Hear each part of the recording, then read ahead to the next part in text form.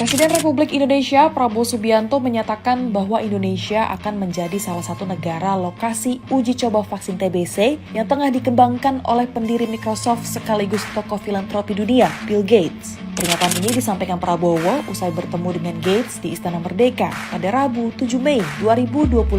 Dalam pertemuan tersebut, Prabowo menyoroti tingginya angka kematian akibat TBC di Indonesia yang menurut data mencapai hampir 100.000 jiwa setiap tahunnya. Prabowo menegaskan komitmen pemerintah untuk menekankan angka kematian tersebut dan menyambut baik dukungan Gates dalam memperkuat sektor kesehatan nasional. Selain vaksin TBC, Gates juga diketahui tengah mengembangkan vaksin untuk penyakit malaria yang hingga kini masih menjadi endemik di sejumlah wilayah di Indonesia. Dalam kesempatan itu, Presiden Prabowo juga mengungkapkan bahwa sejak 2009, Bill Gates telah menyalurkan hibah senilai 2,6 triliun rupiah ke Indonesia. Sebagian besar dana akan difokuskan untuk menguatkan sektor kesehatan, sementara sisanya akan dialokasikan untuk sektor pertanian, teknologi, serta bantuan lintas bidang lainnya.